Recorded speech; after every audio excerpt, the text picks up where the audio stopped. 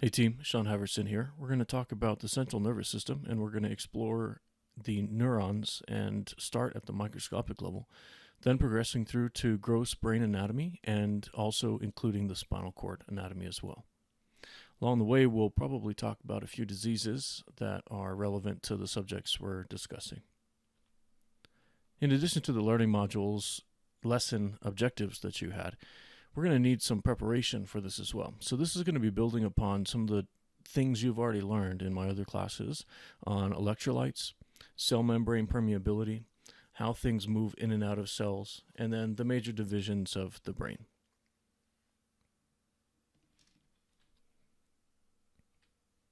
When you see this logo in the slides, that'll prompt you to look at the assigned lesson work that we have in Complete Anatomy. That lesson work is going to explore topics as we progress, and they're in the order, the lessons are in Complete Anatomy are going to be in the order that this slideshow is in. So you can follow along with that. I'd recommend if you're able to, if you have the equipment for it, then you may want to consider having the lecture playing on your phone or a desktop or laptop, and then integrating the Complete Anatomy app on your iPad to follow along with. But either way, if you have to pause and switch between, you'll be basically covered either way. Okay, so this is a list of the terms and concepts that we're going to review. The terms and concepts will also have terms in them that we'll be using as vocabulary terms, so look for that in the module as well. There's a vocabulary list, and these terms will all be integrated into the lecture in some way. We've also got some more terms here that you can look at. Feel free to pause and review these as you need to.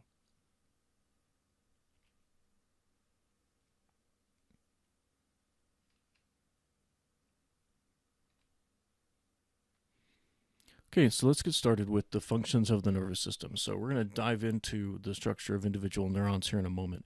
But the overall function of the nervous system, including central and peripheral, includes the ability to monitor and then respond to some of the things that are going on inside of our body. It's monitoring the internal environment and it's monitoring the external environment with our senses as well. And when it responds, it generally responds by causing us to have some active process. Maybe it's a thought, maybe it's an actual physical movement through motor control, or perhaps it's an organ doing something that we don't notice in the background and is out of our control.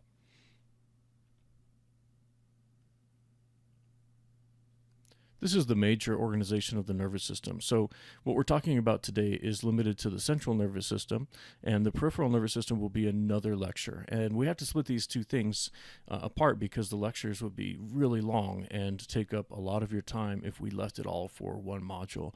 So in order for you to digest it and to prepare you for emergency medicine, we separated these into the brain and spinal cord section, which we'll be exploring in this set of lectures, and the next set of lectures will be the peripheral nervous system.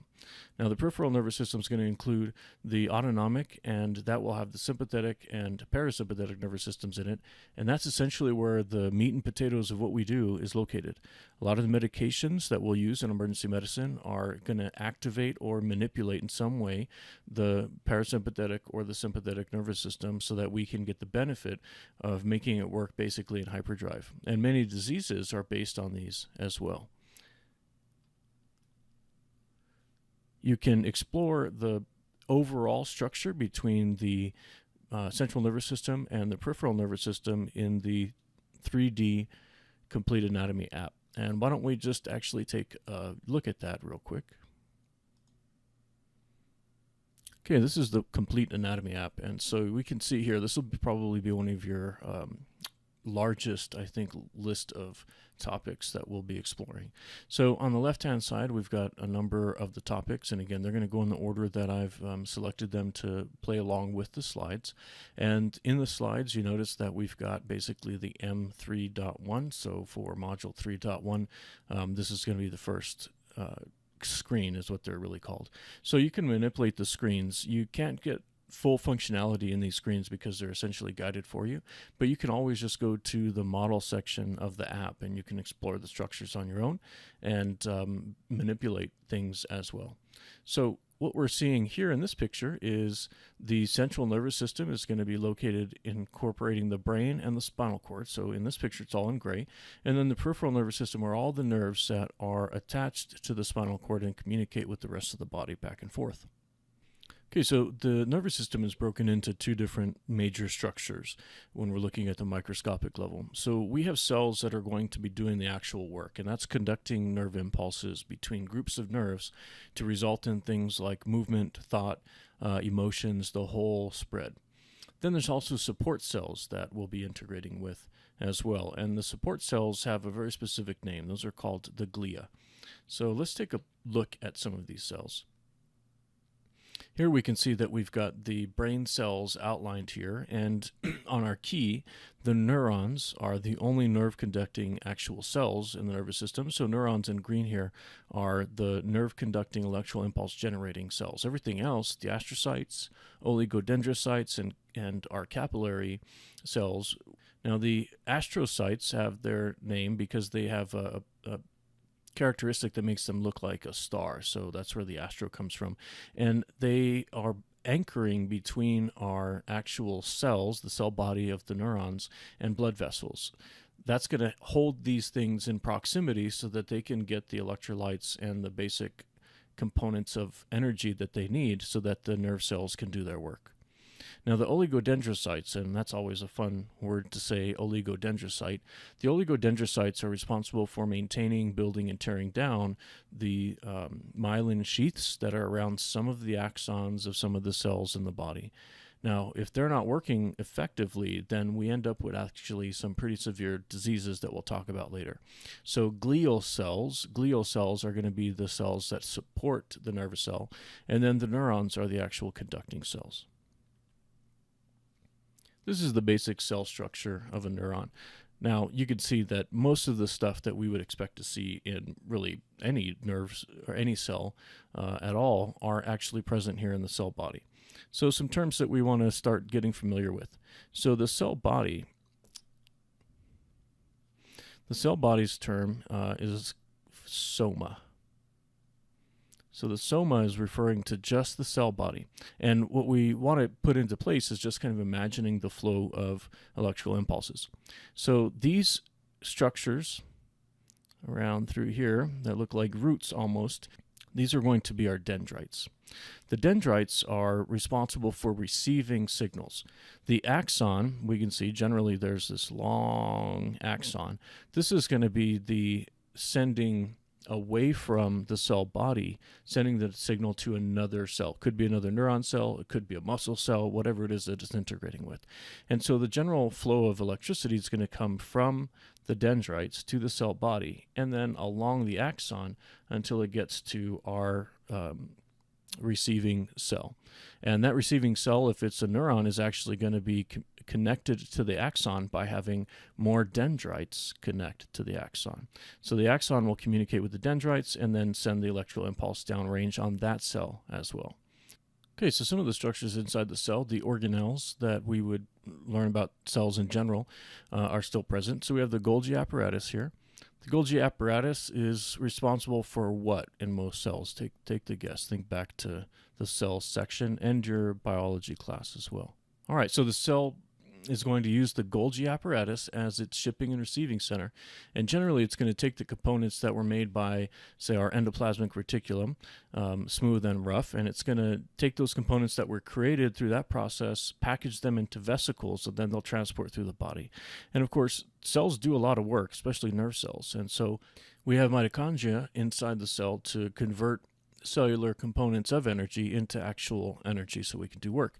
And the energy that we're talking about from metabolism is going to be ATP. That's going to be important for the nerve cell here that's going to be doing work. We'll talk about that just a little bit in a moment. The nucleus, the cell has a nucleus just like we would expect, and that's where the just book of life essentially is. There's genetic coding there that can help tell the rest of the cell what it needs to do, and it has pages, you could say, within it that describe, say, something like repairing the plasma membrane as needed and things like that. The axon hillock is not something that we refer to in most cells, and so this is very specific to nerve cells. And so we have the connection of the axon and the soma, the cell body, right here, and you can see that this is kind of like a narrowing of that extension. That's going to be important when we talk about nerve cell conduction, especially in something called saltatory conduction.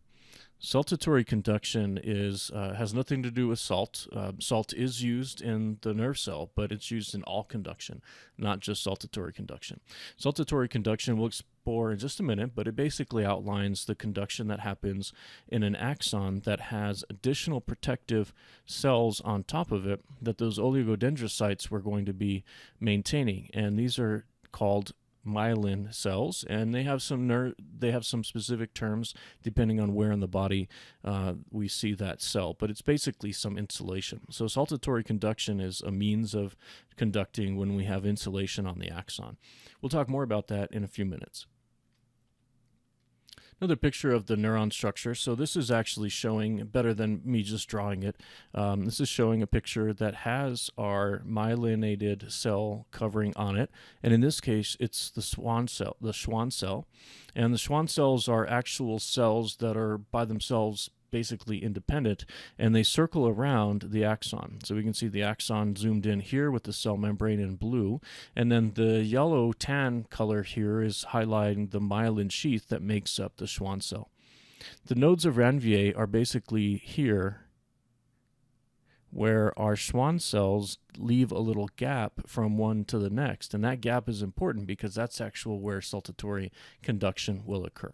Not labeled here, but this is basically where our axon hillux is.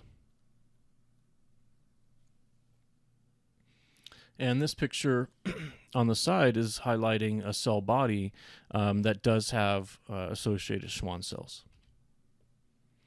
Okay, zooming back in here, we've got our axon. We have the cell membrane. Now in this color, it's yellow. That's the cell membrane of the axon, and this is the myelin sheath around it. So a term that's added to this is the neurolemma. The neurolemma is the outer sheath of the Schwann cell, and the innermost is going to be our myelin sheath. And then we've got the nodes of Ranvier in between. And notice we've got a nucleus here. It's highlighting the nucleus, so it is its own independent cell that's surrounding the individual axons. Okay, on this slide we've got some stuff drawn out. We're going to basically start off by zooming way into the neuron, and we're looking at a subcellular level in some ways. So what I've drawn here, and I really encourage you to draw as well, I've got a little bit of a key outlined. So in my drawing, the green triangles are going to be our sodium, and sodium are cations. They have a positive charge. Remember, cation, just as a reminder, we'll write that down here. Cation, there's our big plus, right? Cations have positive charges. And then this is, I'll draw in purple in just a moment, is going to be our potassium. So what is the charge of potassium? Is it a cation or is it an anion? An meaning without, charge meaning it's negative. Well, it's actually also a cation, and they both have a positive charge. Each of these molecules have a positive charge of 1. Now, this is actually where we're going to give rise to the idea that we have a difference in charges. One of the terms that we're going to be working on learning is going to have to do with polarization. So let's just start kind of defining this polarity in just a moment. Okay, so the other thing that we should be aware of on this screen as we're getting ready to draw out the process of polarization and depolarization is how we're measuring the electrical impulse that's generated. So a really fascinating thing is happening here. Inside the cell of our body, we and many animals and organisms out there, we create electrical charges by using chemicals. So chemicals can give rise to electrical charges if certain conditions are in place. The first condition has to be that those chemicals have to be an ion. And an ion means that it doesn't have a net zero charge. It's a little bit unstable in that state because if it's a positive charged ion, a cation, for example, then that means that that molecule is missing an electrical charge, which gave it a positive charge, because the positive charge inside of the molecule or atom's nucleus has more protons and neutrons than it does electrons. That means that it's got a positive charge and it wants to interact with an anion that has a similar charge. So if we have an anion, like both of these ions, sodium and potassium, they're going to be generally placed into a salt or an electrolyte when they're combined with chloride. You've certainly heard of that, especially if you've worked in medicine before. So if we were talking about a salt ion that had sodium in it, then it would be something along the lines of sodium chloride. The chloride ion is a -1 charge, and the sodium ion is a +1 charge. So the two of these come together, and one positive, one negative is a charge of 0. So this is a stable electrolyte right here. It's a salt, meaning it has two electrolytes brought together. And so in this position, it's not doing a whole lot of work. But once we take the chloride and remove it, and get that out of there, now we're back to having sodium with its +1 ionic state. Now that positive charge is going to result in electricity as we interact with the environment. So we're going to be measuring that electricity as we go. So let's remember why we're learning this. We're learning this so we can understand the function of nerve cells in the body. And in emergency medicine, there's a few reasons for this, but the most practical will probably be interacting with medications and interacting with diseases. And so we don't generally measure electrical depolarization in the brain. We do so of the heart, but not of the brain usually. That can be done in the hospital. And when we're trying to determine how we are going to use this property in kind of a hack for our treatment in emergency medicine, one of the things that'll happen is if we can block some of these charges, then we may block the depolarization. That's extremely helpful if we're trying to numb pain, for example. Pain signals are electrical impulses through neurons that are going towards the brain, and those pain signals are going to elicit a response in the brain that we perceive as some type of pain, and there's lots of different types of pain out there. So if we stop the electrical impulse from occurring by stopping the chemical structures that are occurring, then we can numb that area. So anesthesia, especially anesthetizing wounds, for example, before we suture them, might be a means of utilizing this knowledge. There's drugs out there that we can use for neurons that will impact the movement of these electrolytes. There's also drugs that we will use very similarly to change the depolarization of muscle cells. That might be something like RSI, rapid sequence induction, so we can intubate a patient who's otherwise awake. And if we needed to do something with the heart, we can manipulate the heart by changing this depolarization, because it all works very similarly. We're learning this specifically because it's the first and the simplest type of depolarization that we have in our body as an example. And we're going to build upon this model so that later we can understand the more complex model that's in the heart. And that gives rise to the EKG. So this isn't going to look anything like an EKG, but it's a similar principle. So down here I've got drawn for us what would be displayed as a graph on a voltmeter, essentially. And our y-axis going up and down is going to be millivolts, and our x-axis is going to be time. I'm not looking for your knowledge of specific numbers here. It's the concept of positive and negative that we have. So up on the y-axis above this 0 point is going to be positive charge, and down on the y-axis below the 0 is a negative charge.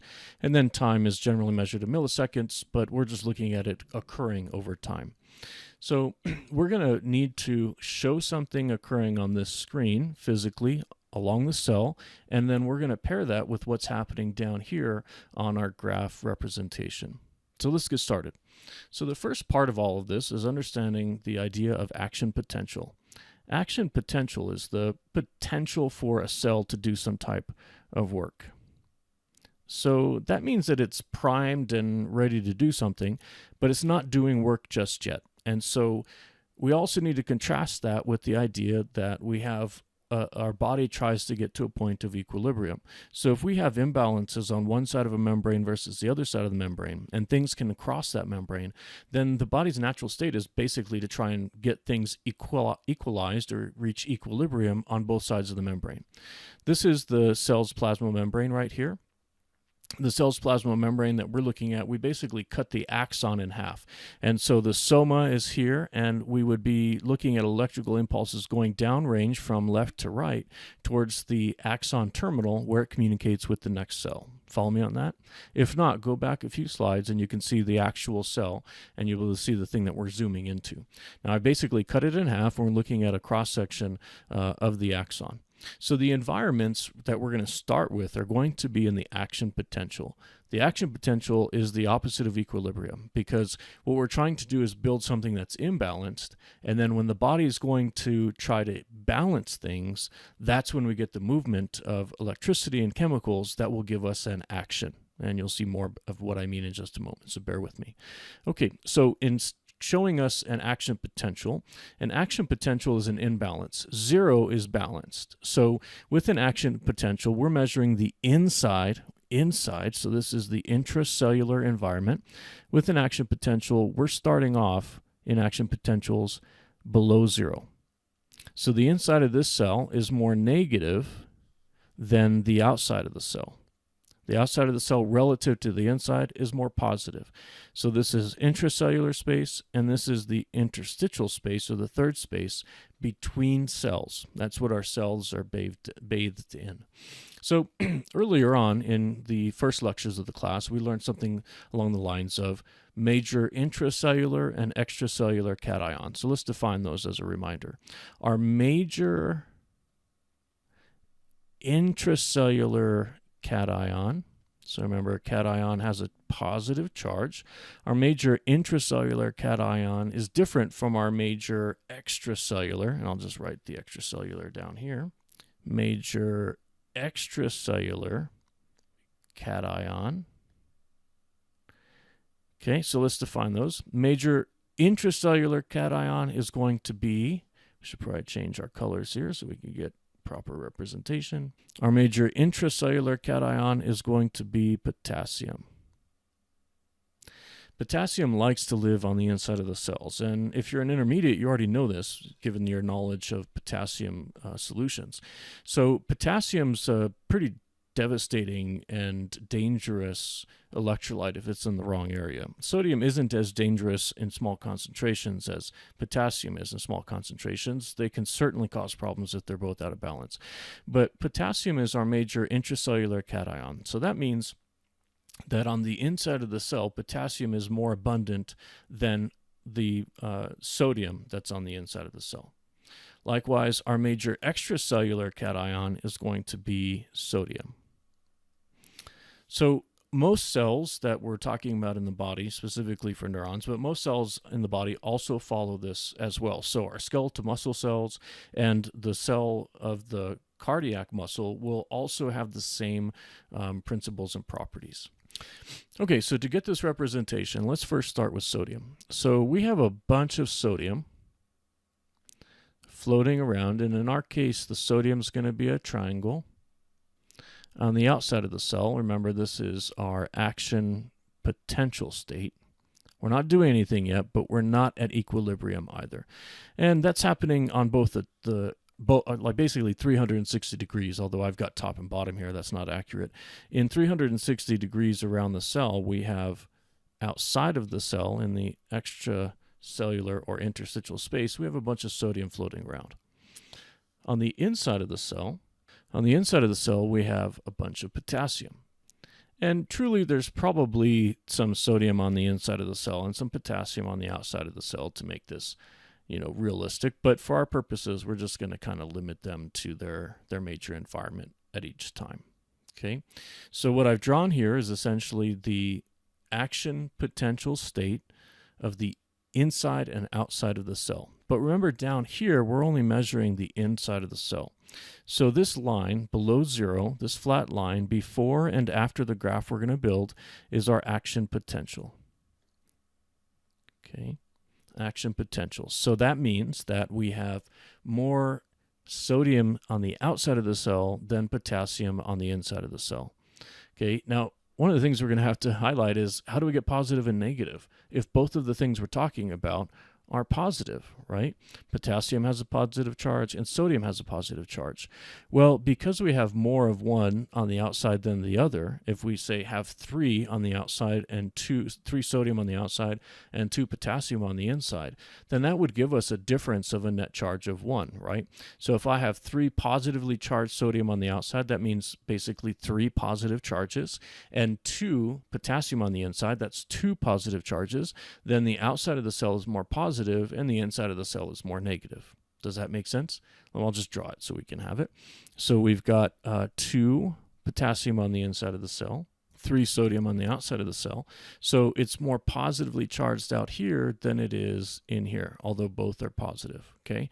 So what happens in this process is we have an imbalance. If it was equilibrium, we'd have 3 on the outside and 3 on the inside, or some other combination of similar positive charges on both sides of the membrane. But that's not what happens in the action potential. Remember, we need an imbalance for stuff to try and reach equilibrium without using a lot of energy.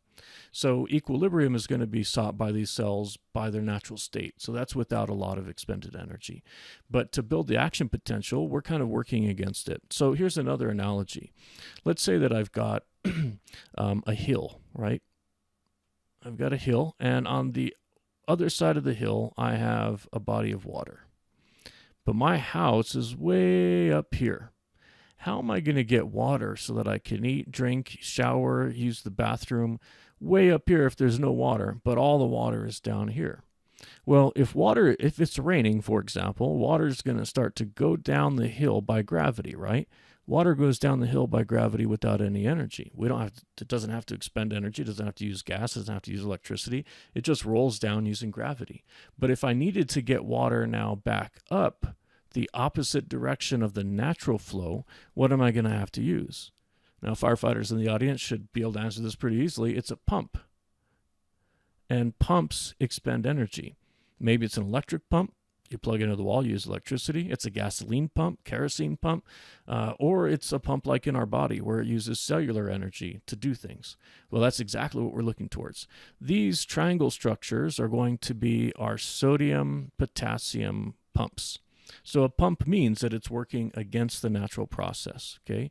And these structures here, these are going to be our voltage-gated ion channels. And voltage-gated ion channels are basically just pores that made primarily up of proteins, and these pores are going to be open or closed. If they're open, then they allow the stuff on either side of the membrane to try and reach equilibrium. If they're closed, then nothing will move anywhere unless we use some other means. And so the pump that we're using here is going to be going against the grain, right? So if we have a whole bunch of positive charges on the outside of the cell versus the inside of the cell, and the channels are open, then we're going to have stuff rush into the cell to make that equilibrium. If it's closed, stuff can't move without energy, and we want to move now from, say, +1 and +1, we want to change that charge, we have to pump something in the opposite direction. So in our cases, we're going to be pumping sodium from the inside out and potassium from the outside in as we change our states. Again, roll with me. It'll make a lot more sense after I explain it and put the pieces together. Okay, so the way our sodium-potassium pumps work is they're going to pump 3 sodium, so that's why we have that triangular shape, to every 2 potassium, okay? And the pump is going to expend energy. It's going to be in the form of cellular energy, which is ATP. So ATP is going to lose a phosphate ion and convert to ADP. Reminder, what does ATP stand for? Think back to our cell lecture. Great, adenosine triphosphate. The T is for tri. Now, if we lose one phosphate group, which is basically cellular energy, then now we go from 3 phosphates to 2 adenosine diphosphate. Now, we do this in order to make the pump action work. So when this is occurring, we're basically pumping stuff in and out of the cell. If we want stuff to get pumped in and out of the cell against the grain, then we also have to close our ion channels. Okay, so we're at a point where our ion channels have all closed and the pumps are working, pumping 3:2 ratio. So again, that means that when 3 sodium are pumped out, 2 potassium go in. So there's a negative charge now because there's more positive charged ions on the outside of the cell than there are positive charged ions in the form of potassium on the inside of the cell. So that's how we got to our action potential. We're going to look at that again. Now, again, remember, this is going to occur basically in a stepwise chronological process from the soma all the way down to the axon terminal. So this is the direction our charges are going to be occurring.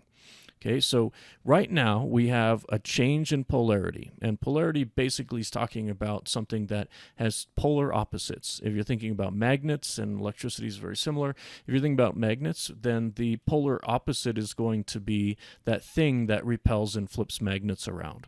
So when we're talking about electricity, we can have polar opposites by a positive and negative, and that's exactly what we have here. If we don't have polarity, then we have equilibrium. So since we have polar opposites, we can depolarize, which means we go from polarity to no polarity. So we're now going towards the equilibrium state, and we can repolarize, go from the equilibrium state back towards polarity. And we're starting with our action potential. So right now we have polarity, right? And we know that because the inside of the cell is not 0 charge, it's a negative charge. And we got that again by having 3 sodium pumped out of the cell and 2 potassium pumped in the cell, with a positive charge out on the outside of the cell versus a more negative charge on the inside of the cell. It's all relative. All right, so we start with this process. Everything's been pumped out. The channels are all closed right now. So the cell is just waiting for a signal to depolarize, okay? So let's say that the dendrites of this the dendrites of this neuron have received an electrical signal. That electrical signal is going to make its way down, and it kind of builds up as we get here close to the axon hillock. Now what's going to happen is we have these voltage-gated ion channels, and right now they're closed. And when I say voltage-gated, that means that we have a little protein structure attached to these channels. And again, the channel's right now closed. And in order to open the gate, voltage gated, we have to have a certain threshold of electrical charge occur. So what that means is right now it's at a negative charge, so it's closed. Once this charge becomes positive right next to it, then the voltage gated ion channel will open up and allow us to flow potassium out of the cell and sodium in the cell. Okay, so that electrical impulse, we were at our action potential, which means inside the cell is negative. The electrical impulse that's coming from our dendrites through the cell body and now to the axon hillock are going to cause this channel to open, and that will rush sodium into the cell. Okay, these channels will open and rush sodium into the cell. So now we've made a positive charge on the inside of the cell relative to a negative charge on the outside of the cell. We basically reverse polarity, right? We had this positive charge on the outside, negative on the inside. Then as the depolarization occurs and electrical charges become more positive on the inside of the cell, sodium rushes into the cell. Then we get a more positive charge on the inside of the cell and a more negative charge on the outside of the cell. We just depolarized. So if we look at that on our graph representation here, we should see the inside of the cell, the intracellular environment, spike upwards, positive. It just crossed the 0 mark, which means we're at a positive mark. So the cell does this very quickly. So when we see this on our graph, this is basically representing here, this is depolarization. Depolarization is the reversing of polarity, and that should be true, right? We went from negative to positive. Okay, so we reverse polarity. And again, that occurred by the charge next to this voltage-gated ion channel becoming more positive, causing the channel to open. And we built an imbalance, right? This is kind of like a dam. We just opened the gates of the dam because all the sodium wanted to get in the cell to reach equilibrium, and now we've allowed it to do so. So while this is happening, we're depolarizing. This is going to occur by causing a little bit of a positive charge here and that opens this channel. Okay, then the sodium rushes in. That makes the inside of this environment more positive, but it only does it in the area within the local channel that's open. So it doesn't spread all the way down the axon from one channel, but it is just enough that we meet the threshold of the voltage gate on this ion channel. So this becomes positive. Now it opens and sodium rushes into the cell. And we get a positive charge. So we've got our positive charge. We'll say that's reaching 360 degrees, so it reaches this voltage-gated ion channel, and sodium rushes in the cell in depolarization here. And this just happens block by block until the entire inside of the cell is more positive than the outside. That was the reverse of polarity, okay? So that occurring is what basically gives us the electrical signal going through the axon all the way down to the axon terminal. If this doesn't happen, then we won't have depolarization. Now, there's a catch here. We have to meet that certain amount of electrical charge for these channels to open. If we don't meet the electrical charge, the channel doesn't open, and the depolarization will stop right there because the channel remains closed. If we have depolarization all the way through up until this channel, then we won't have anything or action occur at the end because it doesn't reach the terminal where it releases the neurotransmitters that signal to the next cell, hey, do something, to take action. So let's recap that by looking at a new presentation. Okay, so let's say that we're kind of in the middle of depolarization, okay? So these things kind of happen sequentially. Now, we got to the point back down here on our graph, we've gotten to the point where we have depolarized, and that happened. Let's just recap. Let's draw it here, actually. That happened by sodium rushing in, right? So we had enough of an electrical charge every so far in distance along the length and time along the length of this axon. We had enough electrical charge that right here we opened and stimulated the voltage-gated ion channel, and that caused sodium to rush into the cell. And that was possible because outside the cell we had an imbalance, we had an action potential. Outside the cell we had basically 3:2 ratio of sodium, more sodium on the outside of the cell than potassium on the inside of the cell, giving us a net charge of positive on the outside, negative on the inside. And so the gated channel closed, held that stuff out. It wanted to get in the cell so bad, though, because it wants to reach equilibrium. And so once we open up these channels, then it just rushes in. We don't have to expend much energy in doing so. It just rushes into its normal process, and then the inside of the cell will become more positive than the outside of the cell, or at least equivalent. Okay, so that's happening, and let's say that's continuing down this side over here, okay, towards the axon terminal. But on this side, we've already done that. So let's say the inside of the cell here is positive, positive, positive. The channel's opened and it had already rushed in, all right? So we need to get ready for another one. If we don't change the environment, there could be no depolarization. So right now we're at equilibrium, so we're basically approaching zero. If we don't have an imbalance, then there won't be an action potential. So our goal is to, at the end of this cycle, get back down here to our action potential, which is a solid state below zero. Okay, so I've got all this sodium now on the inside of this cell.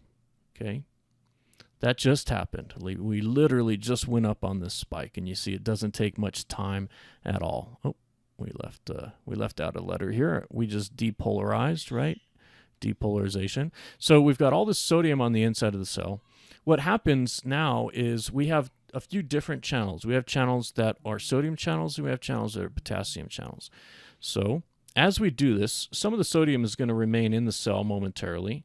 As the sodium is in here, it's going to push out some of the potassium. Okay, so the potassium moves its way out of the cell through its own channels, and now we've got potassium in the excuse me, the interstitial or extracellular environment. And that's happening in 360 degrees, remember, all the way around because this is a cross-section. So these channels aren't fast necessarily. They're leaky, so stuff passively goes through them. Remember, we have a lot of potassium on the inside of the cell, but not outside. So it's only natural that if the channel's open, it's going to try to reach equilibrium as well, and the potassium makes its way out of the cell. So as that happens, we end up with this downward stroke. And again, we've got to get back to zero, that's equilibrium, and below zero by actions of a pump. So as we start to go down this graph towards the 0 mark, what's happening is the potassium channels are starting to leak across these membranes, and the sodium channels begin to close.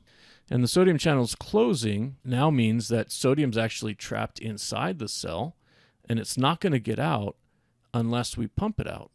So we have to return to, this is just depolarized, so the inside's more positive right now. Maybe almost equal, but we're more positive on the inside of the cell than the outside for a while, and then we will reach equilibrium. Okay, so this is going to be a state where we're not polarized anymore, and we don't have an action potential, so we have to go from depolarization to repolarize. So repolarization is basically resetting everything. It's getting our polarity back. If we reach equilibrium, there is no polarity. So we want to have an environment again in which the sodium is on the outside of the cell and potassium is on the inside of the cell. And that's when our sodium-potassium pump works. Okay, so sodium-potassium pump gets us back to 0 and below 0. So as we're doing so, we'll get closer and closer to the action potential. We can't have any depolarization occur when we're above or below at the level of 0. We have to be below the level of 0 for another depolarization to occur. And basically, this is occurring so we can have another signal sent through. If it stays with one depolarization and doesn't reset itself, then we can't have another set of work occur yet. So as we have down here, the electrical impulses causing a depolarization going down, as soon as these have depolarized, they start to repolarize. So in the same direction, we're going to have repolarization occur. And that's going to be through the use of the sodium-potassium pump. So it's going to take the sodium and take it out of the cell, while I get 3 sodium out of the cell with a charge of 3 net, with our potassium then going back into the cell. And that gives us our change. And it's going to take some time before we actually get to that point, but it's always pumping at 3 sodium to 2 potassium into the cell. Okay, so I've gotten rid of our potassium and sodium from the opposite sides. So now we have, let's say that over time, we've gotten most of the sodium out of the cell and most of the potassium into the cell. So that's occurred. So back here, we're back to a state where we've got a positive charge on the outside of the cell and negative charge on the inside of the cell. These channels are closed, our potassium channels are closed, and the pump is pumping the sodium in and out of the cell. Okay, so along the graph, we could see here that we have an area of repolarization that's above the level of 0 and an area below the level of 0. Okay, so this is important to know because we can get to a point where we just have enough polarity, or we have enough action potential that if there's a discharge, meaning there's another signal that's originating up here in the dendrites through the body and trying to get to the discharge all the way through at the end of the axon, then we just need to have enough of a state here where just the smallest amount of electricity that meets the threshold will open it up. And if that occurs, we still haven't finished pumping sodium out or potassium since we're not below 0 or very far below 0. So when this occurs, we can have a refractory period. So let's kind of define that a bit here. So for repolarization, we're going to have an refractory period. So we have an absolute refractory and we have a relative refractory period, okay? So these are 2 different stages, and refractory means basically that nothing will happen. So an absolute refractory period is our period basically above 0, where we do have some of the sodium potassium moved across, and if there's an electrical impulse that happens while the cell is trying to get back to this state, then absolutely nothing will happen. There will be no depolarization because we haven't fully repolarized. Okay, action potential is where we're going to get our best depolarization, the one that we just started with, the full amount of electricity that we need to send the electrical signal all the way through. The relative refractory period is going to be between the level of 0 roughly down to the level of the action potential. And so if we have a depolarization, we have some sodium and some potassium in the right location, but not fully polarized yet. So we can have a relative depolarization that's not full. It's relative to the amount of chemical signatures we have in and out of the cell. So I'm going to use actually a little different analogy for this. So let me go to another page just for a moment. We'll come back to that in just a second. But let's kind of start off with a toilet, because, you know, that's what we all do. And maybe you're doing that right now while you watch this lecture. Apparently I got a really big toilet. There we go. Okay. So let's say that you and someone you just met are going on a date, right? And for whatever reason, I'm totally stealing this from TV. Whatever reason, you decide to take the significant person in your life to get something to eat, right? So you go to a restaurant, and this restaurant serves Indian food. Okay? Spicy, lots of flavors. I love Indian food, but I would not try it on a date. So you guys eat, and you go back to this person's apartment, and let's say that they have a nice studio apartment, right? And in the studio apartment, you know, the kind where, well, why don't we just draw it out the floor plan here, right? Here's the bathroom. Maybe there's a closet here. This is where our toilet's located. This is the bathroom. And right here is the sofa and the TV set that you guys, that your other person is hanging out on, okay? So you go to the bathroom and you sit down, and man, you really got bubble guts, right? So I guess we could probably change this to a frown. Got some bubble guts. And so you say, excuse me, and you go to the bathroom, okay? Now, assuming that, let's just say this is an American toilet where we have the tank sitting directly on top of the bowl. Well, the way that the toilet works is we have the drain, obviously, that's going to be below the level of this tank. So inside the tank, state 1 is full. So you go to the bathroom and you spackle the toilet, let's just be honest, and you know it's pretty rough, so you don't want to completely fumigate your significant other, your date that's in here, and not on the first date anyways, you know, you wait until like the second or third date, or you get married for that. But there you go. So you're gonna probably just go for a courtesy flush, right? If I have a full tank of water, then when you courtesy flush, you'll wash the water out. Okay, and after you just discharge all the water in this tank, it's no longer full, it's empty.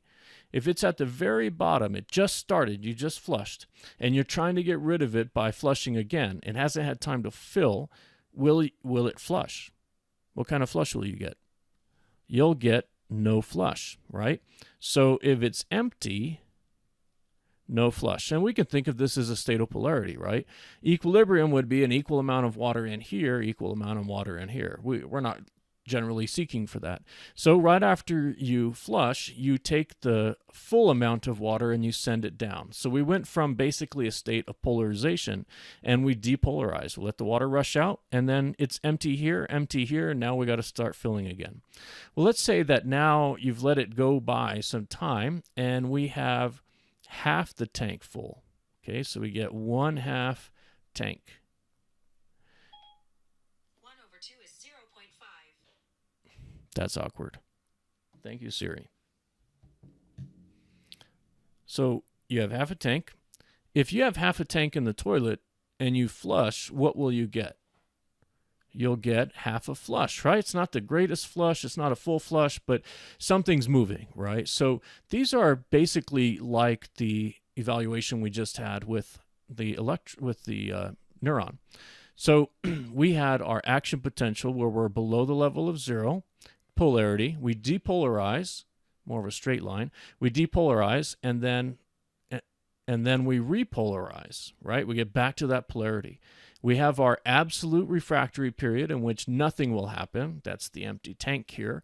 And then we get somewhat there. We're halfway to the point of repolarization. If we try to depolarize here and have another signal, we'll get half a depolarization that occurs. Just like I got a half a tank, if I flush, I get half a flush out of it. So that's essentially the analogy that we'll use for the repolarization and polarity states. So back to our slide here. As we repolarize through here, we're resetting by getting our potassium on the inside of the cell and our sodium on the outside of the cell. And once we've done that, we're back at our action potential. If we have an action potential, that means that we have a more positive outside the cell than on the inside of the cell. And again, we're measuring the inside of the cell here. So it's a negative, below zero charge. That's our action potential. We're ready to do work, but we haven't done any work. We receive a signal to depolarize. We cause our voltage-gated ion channels to open, and sodium first rushes in. So those are our fast voltage-gated sodium ion channels, and that brings us to go from a zero state reversing polarity to a very positive state. Okay. Once that occurs, we've got all the sodium basically rushing into the cell, so we're a positive charge. Now it kind of, the pendulum swang the opposite direction essentially, and we're going to start making our way where potassium is leaking out of the cell and sodium's in the cell, and the cell's trying to reach equilibrium. We close the sodium channels and eventually close the potassium channels, and that will stop fluid from going, or the ions from going in and out of the cell. And now we get to a point where we want to repolarize. Repolarization is going to be done using the pump, in which 3 sodium are pumped out of the cell, 2 potassium are pumped into the cell. That gives us that charge difference, the polarity, more positive on the outside because I have more positive charges, and more negative on the inside relative to the outside because I have less positive charges. And once I reach that point, I'm at full repolarization at the action potential. But there is a place that exists in between. I have a refractory period where if I have not repolarized, but the process has started, but it's very early, I'm not below zero yet, I will get a absolute refractory period in which nothing will happen. No depolarization will occur. We didn't meet the threshold for these channels to open electrically, so they don't open and nothing happens. That's it. It's just done till it gets through the process again. But if I wait a little while and I'm below zero, but not quite to our action potential, I'll get a relative period, relative refractory, which means that I do get a depolarization, but it might not be 100%. It might not be as strong. It may not, in some cases, make it all the way through unless all of these channels are reaching the threshold at each channel to open based on the voltage. If I wait, though, I don't send a depolarization signal through until I've gotten my action potential, then I should have a full depolarization occur. And again, reminding us why we say polarity, depolarization, repolarization. We're using the term polarity, meaning we have kind of opposites, extreme opposites. So positive would be negative. That's the extreme opposite. So I have that change across this cell membrane.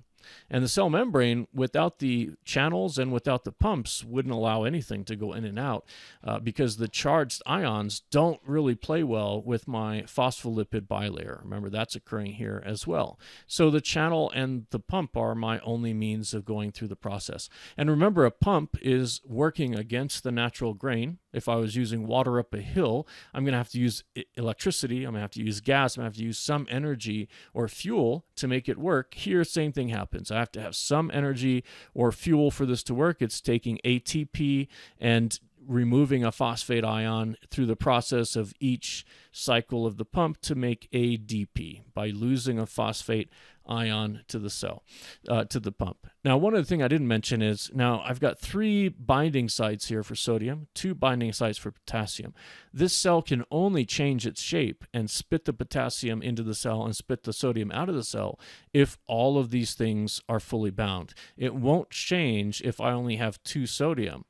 And that means that it protects that positive charge on the outside of the cell from ever being something other than, because without the 3 binding sites attached to sodium, it doesn't matter. This won't work. And likewise, without ATP, cellular energy from my mitochondria here, without ATP, this can't change its shape and it can't work as a pump either. So all of those things have to be true for this to work. Okay, so before we move on, and we're going to see some other forms of depolarization here in a moment, let's just go back to that graph that we had. Graph again here, and just the graph at this time, and then we'll highlight the steps that are occurring for us to meet this. Okay, so remember on our y-axis we have millivolts, and on our x-axis we have time. And that's usually going to be the case when we look at this depolarization chart. Now, there are actual values for millivolts depending on the cell that we're looking at in its depolarization, meaning that the voltage-gated ion channels have to meet a certain electrical charge value in millivolts for it to do anything, and that's where we actually get that refractory period from. But for our purposes here, we're not actually memorizing that value. We just want to know polarity, positive versus negative charges, okay?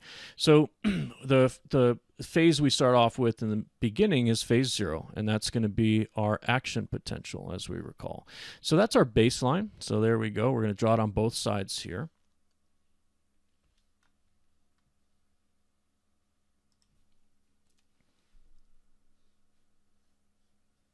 Okay, so what we've got here is our graph representation that we're going to highlight. So again, we've got our y-axis and our x-axis. The x-axis is time, the y-axis is millivolts, and there is actually a millivolt charge, a number, a value that will open these voltage-gated ion channels. We don't need to memorize that necessarily for our level. We just need to know the idea of polarity, the positive and negative, okay? So what I'm going to draw is the graph here along the chart as well, and then I'm going to label on this side, let's just get rid of that for a moment, I'm going to label on this side what's happening. Now, there's a caveat to this, okay? I'm taking a little bit of freedom in outlining this. This is not exactly the number of phases that the neuron goes through, but we're taking this eventually and expanding it to the skeletal muscle and then towards cardiac muscle in the end. And we will have to learn the individual phases for the cardiac muscle. You'll need that next semester in pharmacology. You'll need that later in the cardiology class. But right now, we're going to kind of leave an open area that we're going to insert the things that change between this graph and the cardiac graph later. So we're basically starting to memorize the cardiac graph now. It takes quite a bit of time, and it's extremely important at the way that we treat our patients and recognize what medications to use, okay? So what we're going to show is we start off with our baseline of action potential. So that's the first lines we have here. And so that's going to be phase number 4. So in this phase, we have our action potential. That means that the inside of the cell, again, that's what this graph is measuring, is more negative than the outside of the cell. And why was that? Well, in this state, we have sodium on the outside of the cell, and we have potassium on, one positive charge there, on the inside of the cell. And we have that pumping action. So basically the representation is we have a 3 charge to every 2 charges of potassium. So more positive on the outside than inside the cell. So we're ready to do work. We have polarity. Yes? Okay. So remember the first thing that happens, this is going to be our phase 0. The first thing that's going to happen is our sodium channels are going to open, and their more complex term is fast voltage-gated ion channels. That's going to open, and when that occurs, we have that big influx of sodium. We have that big influx of sodium that's going to cause this graph to go up, right? So it goes up almost a straight line, meaning that in very short time, sodium rushes into the cell. So sodium channels open, and sodium goes inside the cell, all right? Now, it does so until it gets to a peak point, and that peak point is basically the maximum amount of positive charge that's rushed in the cell. So at this peak, we reach the maximum amount of sodium going in the cell, and in a few milliseconds, the fast voltage-gated sodium channels are going to close. Well, as this is occurring, we also have our potassium channels are open, and the potassium channels basically going out, leaking out initially pretty quickly, but over time slowly. So potassium leaves the cell and goes outside the cell and has to be pumped back in. So as that occurs, we end up with this kind of simple, slowly towards our action potential pace. And again, the 0 line is here, so until we get below the level of 0, we can't have another depolarization occur. So this is phase 0, sodium channels open. We reach our peak here. So what we have right now in this phase is we'll have phase 1 at the height here. And phase 1 is going to be where we'll have a future thing occur, but for right now, potassium is out of the cell. Phase 2, something else happens, but we'll save that for later. So right now, potassium's leaking out of the cell. So we have 1 and 2 for our purposes right now is potassium leaking out of the cell, and sodium channels are closed. So as sodium channels close, we can start working with our pump.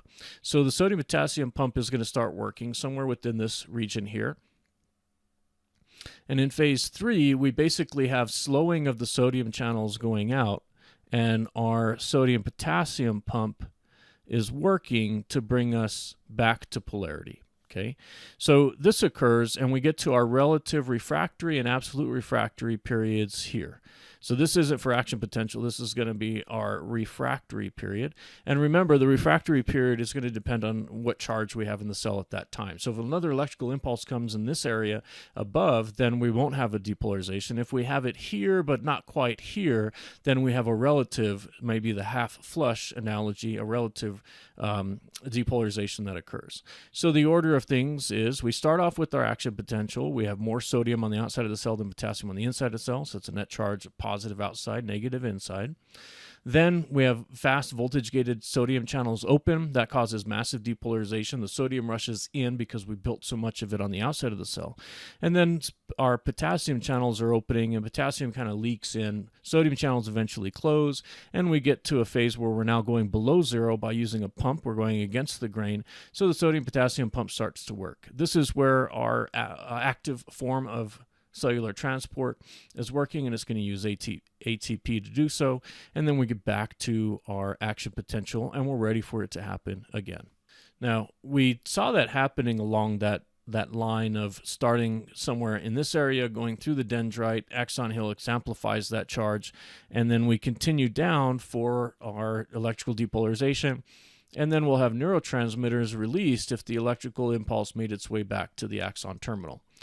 On this picture, though, we're showing the Schwann cells or myelinated sheath here, and in this case, we got a couple. And this is especially important. It's essentially a form of insulation, essentially really important if we're trying to communicate across a long axon. We have some axons that start in the central nervous system in the brain and then make their way all the way down to the cells that become peripheral neurons as we exit the spinal cord, perhaps way down at the bottom of the spinal cord. So these axons can get really long, and that means that we have both distance and time to overcome if we want the signal originating here to be strong enough for that voltage-gated channel to open all the way down the length of the plasma membrane until we get to these axon terminals here. So what can happen with that is some type of insulation where we have an actual cell wrapped around, and here we have a cross-section around the axon. So what ends up occurring is because there's this physical barrier, we don't really have sodium channels and pumps where we have our myelinated sheaths. They're all tucked into these little areas here. So that means that they have voltage-gated ion channels here. We have to meet a threshold. So the axon hillock will amplify the electrical impulse. That will open channels here. That will strengthen as sodium rushes into the cell. That will strengthen the electrical charge. And then the electrical charge has to make its way in strength. It's going to dissipate over time and distance until it gets here. And it has to be at least the amount that will open the channels here so that sodium will rush in the cell again here. So this is the process that we mentioned earlier called saltatory conduction. In some books, in some ways that this is described, it's kind of described as the nodes of Ranvier being these points here. We'll put those as nodes of Ranvier. It's described as electrical impulses jumping from nodes of Ranvier to node of Ranvier. It doesn't happen that way on the outside of the cell. This is occurring inside the cell. So the channel's open here at this node of Ranvier. That strengthens the electrical impulse that was weakening here as long as it met the threshold. That strengthens that charge back to its really strong charge, and that charge will then have to make its way all the way down to open this channel. So it actually occurs inside the axon. That's the jumping, if you will, of electrical impulse, where it opens these channels again, and there's pumps over here, and it occurs until it gets to these channels, which will spark something occurring in the axon terminal. So that's essentially the process of saltatory conduction. And that occurs, remember, in cells that have myelinated sheaths around the axons. And we can actually visually see these things in the presence of white and gray matter. We'll get to that in just a moment. So let's use some definitions here. I'm going to give some numbers that will help us just understand the process, but I don't necessarily need you to memorize this. So when we have a nerve impulse, we have this propagation as listed of electrical influx of chemicals that have charges, electrical charges with them, that creates an electrical impulse, opening more channels, physical structures throughout the axon, and sending electricity from the dendrite through the cell body, the soma, down the axon to the axon terminal so it can communicate with whatever cell it's connected to. So when this is occurring, we get, especially in long-distance cells, we get this property called saltatory conduction. When we have cells that are surrounded on the axon with myelinated sheaths, which are actually cells by themselves. So that prevents the sodium-potassium pump from operating because they physically block the inside of the cellular space from integrating directly with the extracellular or interstitial space around it. So it can't access the sodium channels that are on the outside of that cell. So it has to do it at the nodes of Ranvier. So the conduction velocity is going to be increased, and it's kind of like as I mentioned earlier, some type of insulation so that over distance and time we don't lose as much electricity as it makes its way down that process. So this is very efficient because it's not using as many sodium channels, which means it doesn't use as much ATP, and sodium pumps rather, doesn't use as much ATP to get through. Okay, so a nerve impulse is basically this idea of depolarization that takes a chemical with an ion charge, which is electrical, and turns it into an electrical charge that occurs starting at the dendrites, making its way through the soma, the cell body, down the axon to the axon terminal. Now, going from dendrite all the way through to the axon terminal is a nerve impulse that will send a signal to the cell that it's connected to. Maybe that's a muscle cell, which will be the example in our next set of lectures, our next chapter that we'll look at, or it could be another nerve cell in which the axon is connected probably to dendrites, and that would give rise to nerve impulses, thoughts, memories, emotions, and all of those things that we'll talk about of the brain today. Now, the saltatory conduction is specifically in myelinated axons, in which the axon has myelinated sheaths around it. The myelinated sheaths are going to prevent the sodium-potassium pump from working, and it doesn't have a lot of sodium channels for sodium to rush in through. So that means that we have less sodium-potassium pumps along the length of that long axon, most likely is where it's located, and that means we need less energy in the form of ATP, so it makes it very efficient. So think of this as insulation. Myelinated sheath is an insulation around the axon, just like we might have insulation around a wire, and that makes it more efficient and increases the conduction velocity.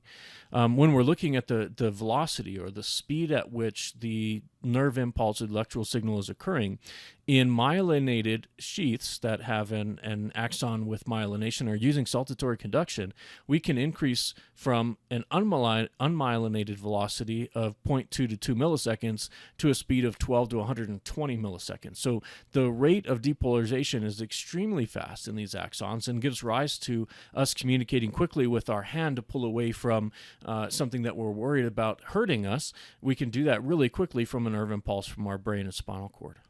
Okay, so now let's move on from the conduction of electricity to us sending neurotransmitters across a space between cells. Now, these cells are really close together, but they're not right on top of each other. There is a little bit of space between the axon and the cell that's receiving the signal. Now, for the examples I'm going to give here, to fit our purposes of the next set of chapters that we're going to look at, we're going to be talking about communicating with a muscle cell. And again, we're trying to get to the point where we understand how the depolarization phenomenon occurs in skeletal and then cardiac muscle. So the synapse is that space between axon and the receiving cell. And that space is technically interstitial space, so it's fluid-based. And what ends up happening at the synapse is a neurotransmitter is released from the axon's terminal portion, which is the very end of the axon. It's released into the synaptic cleft. So the synaptic cleft is going to be that small space between the cells where the neurotransmitters release into interstitial fluid and then goes to a receptor site. So the receptor site in our case, and there's many of them, it's not just kind of one property. The receptor sites we're going to be talking about are going to be voltage-gated ion channels that are embedded inside of a muscle cell, and they're very similar to what we just talked about. Now, how does this happen? Well, at the end of the axon, the cell has organelles still within it. So we have a Golgi apparatus that's holding some of the neurotransmitters being chemicals that are created, and they're inside of the vesicles, just like the Golgi apparatus does in any other cell. It packages into a vesicle, and the vesicles, when they receive the right signal, will send the neurotransmitter to the end of the axon, where the vesicle becomes part of the plasma membrane and dumps the neurotransmitter into the synaptic cleft. So the synapse is the total space, including axon and receptor cells. The synaptic cleft is the space in between. These are our major neurotransmitters. Now, there's about 30 different compounds that have been identified as neurotransmitters, but we're only going to focus on a key few that are relevant to the paramedic and emergency medicine. These are the names of some of those neurotransmitters, and we'll talk about these neurotransmitters in depth in a few slides as we move ahead. Acetylcholine, choline being part of that, will be a term that we'll have to latch onto to help us with our peripheral nervous system understanding. Catecholamine is going to, in some ways, be active opposite of acetylcholine. It'll make more sense a little bit later, but catecholamines are going to include things like norepinephrine, gives rise to epinephrine, dopamine, and serotonin. And I'm assuming we've all heard of dopamine, something that's very influential in the pain and pleasure response. And serotonin's got actually a few roles. Some of it's part of our positive and negative feelings, but part of serotonin's action outside of the nervous system is going to be in healing when we have injuries in soft tissue. Endorphins and enkephalins we can put close together. Both of those are kind of our morphine-like painkiller neurotransmitters, and they don't just kill pain, they can also help us with things like reaching pleasure. It gives us the high, essentially, that runners have in the runner's high, and other folks that are working out in CrossFit or other types of high endurance training, and can also be useful for pleasure releases like we have in sexual intercourse. Nitric oxide is relevant to the paramedic because it's a very potent vasodilator, and when we give nitroglycerin, it basically mimics the nitric oxide neurotransmitter.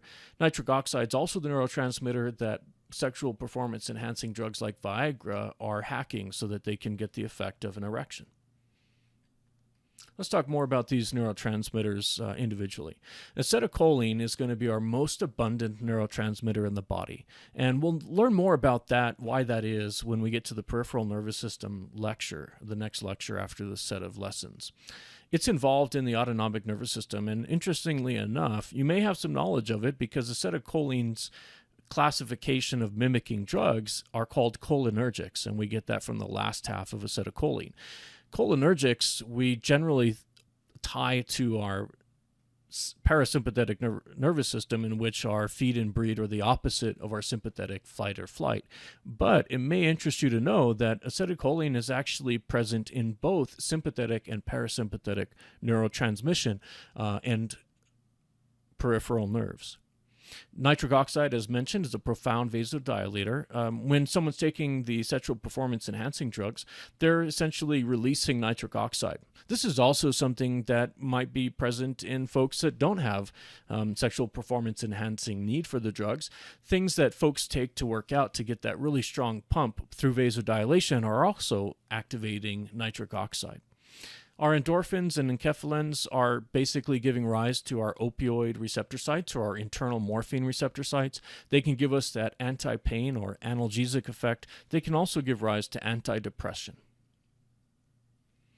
Catecholamines are essentially in some ways, opposite of our acetylcholines. Catecholamines are going to have a few different drugs that are in the class, and one of them's more that you've heard about is epinephrine. But let's start with dopamine and serotonin. Dopamine and serotonin are both involved in some similar areas, and they actually are neurotransmission outside of the central nervous system. When we have dopamine released, our brain is using that as a neurotransmitter to reinforce and reward certain behavior. And so behavior or things that we experience that are pleasurable, we certainly want to do again. And if it's not pleasurable, we generally don't want to do again. If we're talking about kind of our normal, very basic animalistic part of our brain. In the kidneys, dopamine is going to help with sodium secretion, impacting sodium secretion.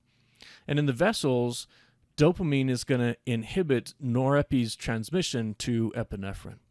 Serotonin, on the other hand, is involved in the brain in learning, mood, and sleep. So this is generally a neurotransmitter that we try to hack when a person's on antidepressants. In the blood vessels, it can cause both dilation and constriction, and this is usually associated, and in soft tissue, usually associated with some type of injury. And in the intestine, serotonin is going to increase motility, or the movement of stuff through our GI tract. Norepinephrine also falls under the catecholamine section. Norepinephrine is abundant in the autonomic nervous system as well. Often it's going to be thought of, though maybe not properly in some cases, thought of as an opposite to acetylcholamine. And it's also important in emotional memory within our brain.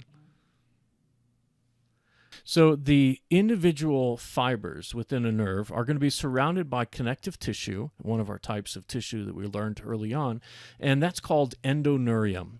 Now, when we're talking about deep versus shallow, we tend to use terms like epi to mean essentially superficial, and endo to mean within or deep. So the endoneurium is going to be the first layer of connective tissue around a bundle of axons. And as we have a bunch of axon bundles together into a group or a fascicle, then we get another layer of fibrous connective tissue to hold all of those together. And then an entire nerve, which is made up of groups of fascicles, then made up of groups of fibers inside each nerve, so lots of axons in that area, become surrounded by connective tissue that's labeled as epineurium. So you can see that actually on the 3D presentation. This is also a picture, though not 3D, of an axon that has all those functions we just talked about, surrounded by myelinated sheaths. In this case, it's the Schwann cell. Not all myelinated sheaths are Schwann cells, by the way, so make sure you've done your reading on differentiating those terms. Then we've got our endoneurium around basically the axon bundle. A fascicle is a number of axon bundles together, and that's surrounded by our perineurium. And then when we have an entire nerve with multiple fascicles surrounded by perineurium, all together with blood vessels and fat surrounding it, then we end up with our epineurium. Also pointed out is we have space for lymph tissue, which is that immune system and low pressure drainage system that we haven't talked a lot about just yet in the human body. Okay, so a nerve is basically a bundle of axons that are all communicating likely in a similar area. And some visual terms that we might use, and you're not going to have to really identify this on slides. It will help to understand what type of cells and tissues we have inside our nervous system tissue. But the only other place you'll see white and gray matter is if the brain has left the human body when we're on calls. Now, if we have glial cells and cell bodies like the soma, which isn't generally ever myelinated, we're going to have gray matter present. If we see white matter, then we're basically looking only at axons and they're myelinated. If an axon is not myelinated, it will still appear gray to the naked eye. So white matter is a bundle of myelinated axons that we can see, and the gray matter is going to be cell bodies, unmyelinated axons, and our glial cell. In this picture here, we can see white and gray matter represented. So gray matter may not look gray on some of our presentations here. It's a tan color. So remind me, I just said it. Play along. The white matter is made up of what? Okay, so myelinated axons, white matter. Gray matter then would be our glial cells and unmyelinated cells, axons, and finally the cell bodies of neurons. Okay, we got a couple terms here that we're going to use now that we're zooming back out. So we've gone from individual axons at the cellular level, looking at the exchange of chemicals. Then we zoomed out to look at a bundle of axons creating our nerves.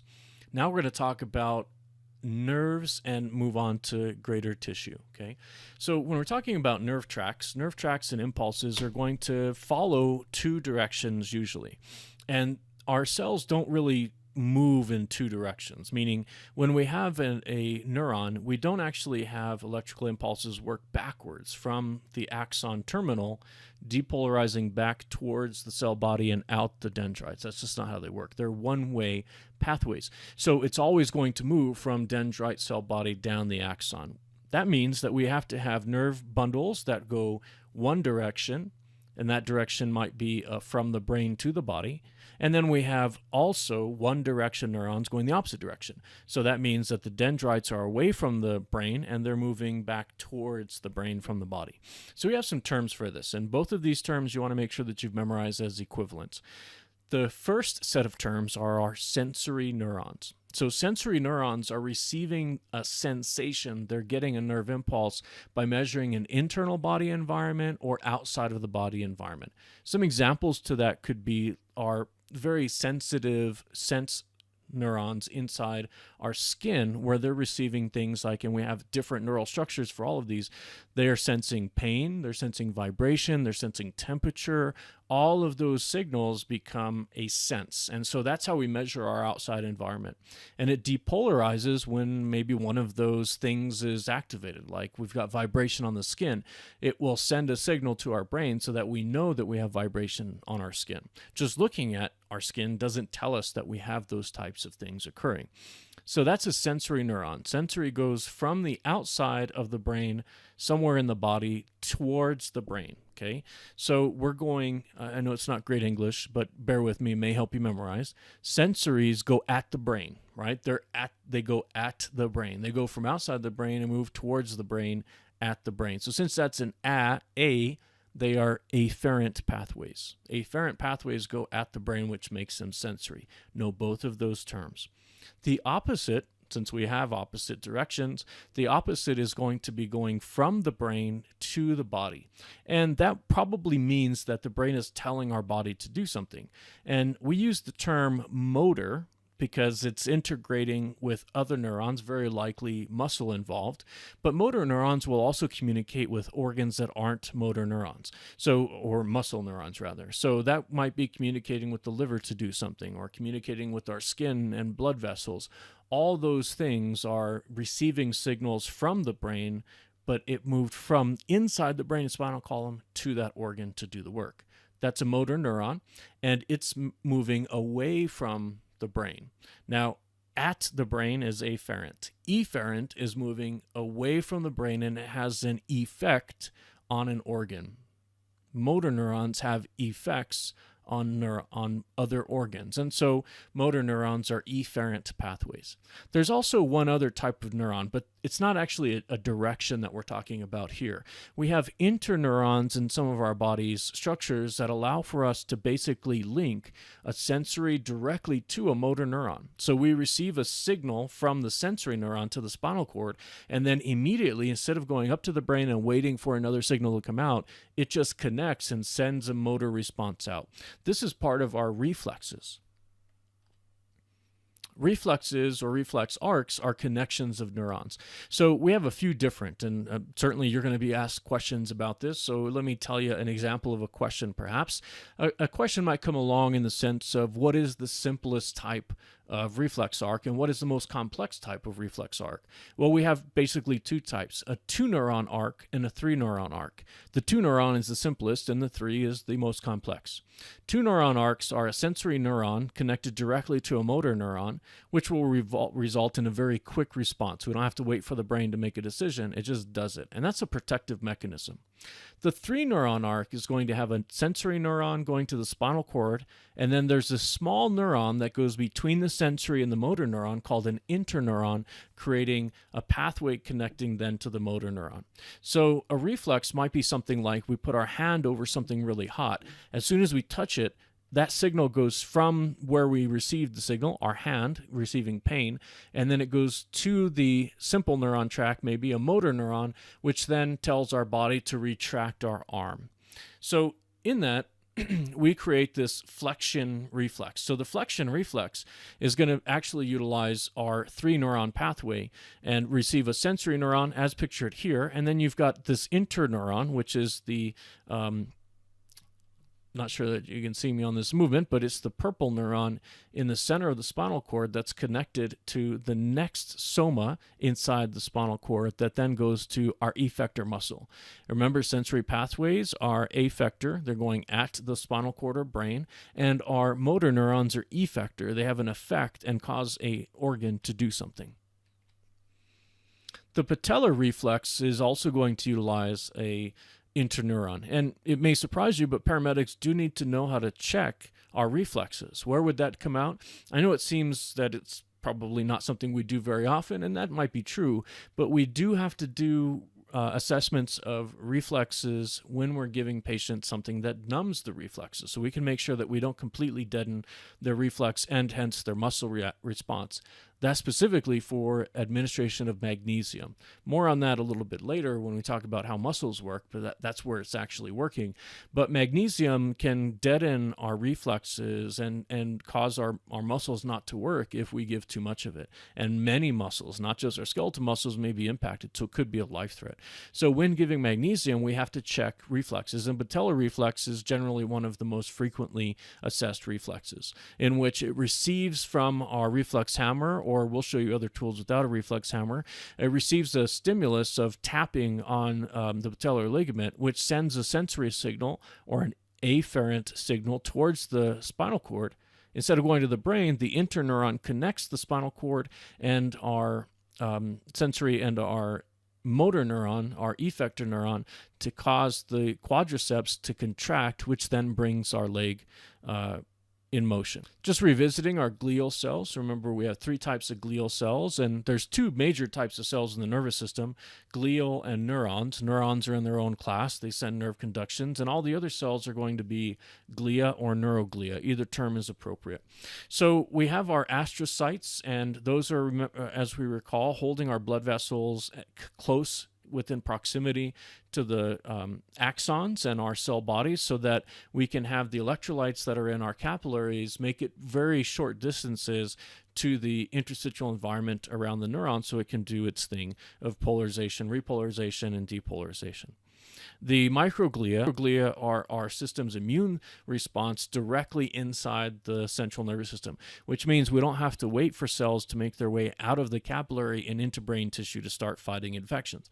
Infections in nervous systems are going to cause cells to die, which means we lose some memory, some function, something could have a drastic response if we have an infection occur. So we have a rapid responder, a first responder like we are, to the scene right there inside the central nervous system.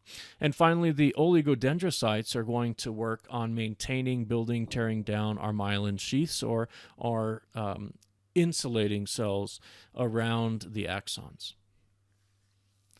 Some of the disorders that happen in our nervous system are actually associated with our glial cells not functioning properly. And a really good example of that is multiple sclerosis. Multiple sclerosis is a very difficult disease for patients to manage, and it's something that we may actually have to respond to. Often we're not responding in the initial phases of their multiple sclerosis. They may have already been diagnosed with it, and we're responding to help them. Now, in the end of multiple sclerosis, what can happen is the nerve impulses can be degraded or not occurring at all. And this is a problem with one of our glial cells not functioning.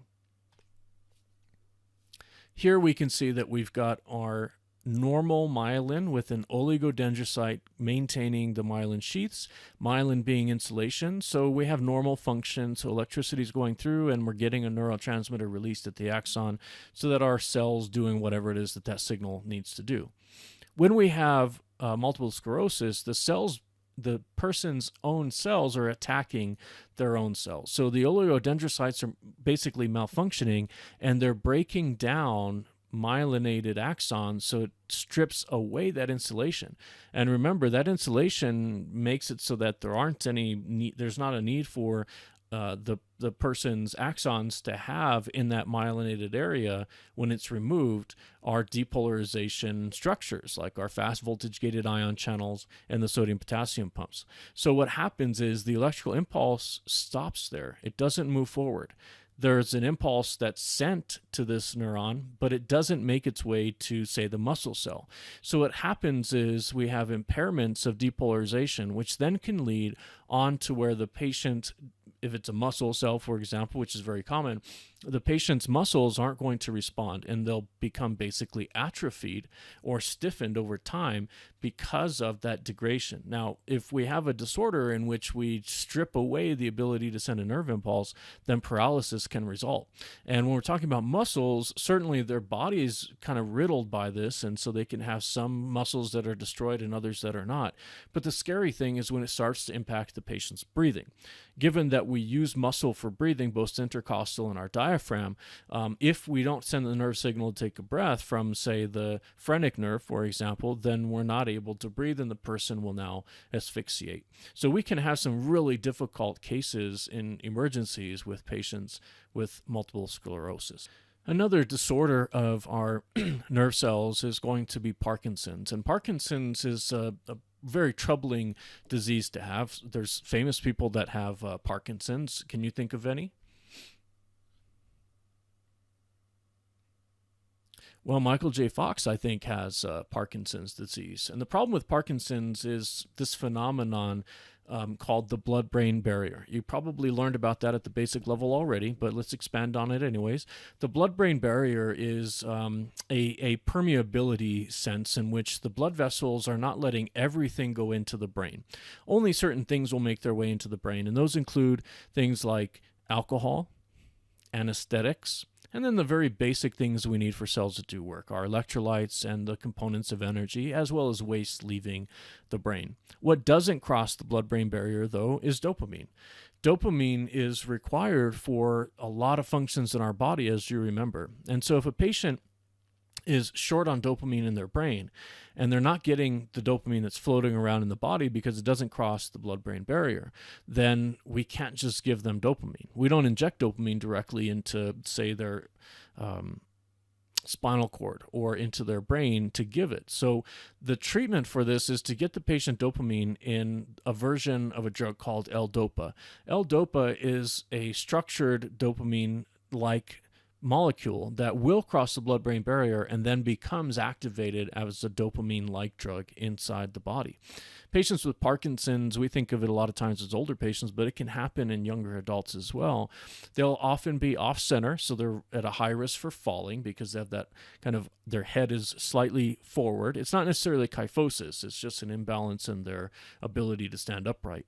They have rigidity and trembling of their head and their extremities, and it may be so difficult that they can't eat by using their own arms to do so. They may rely on other people.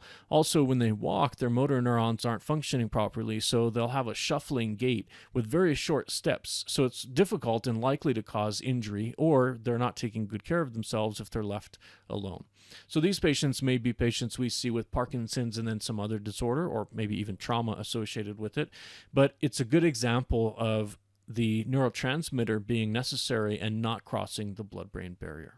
Some more disorders specifically of neurons include tumors that are associated with nerve cells. So a neuroma, often when we hear the term that of a cell ending in oma, it often is signaling a tumor. And again, tumors could be benign or malignant. And malignant's the worst type. Benign means it's there, but it's not something that's going to risk the life of the patient. A lot of the neuromas that we see are not actually of the neurons themselves. They're of the glial tissue. So we can have gliomas or glial tumors, as well as neurofibromatosis. So we're going to see a picture of this. It's out of your textbook. This is a patient with multiple nerve cell, so these may be painful, tumors. And you can see this patient's got them riddled throughout their whole body.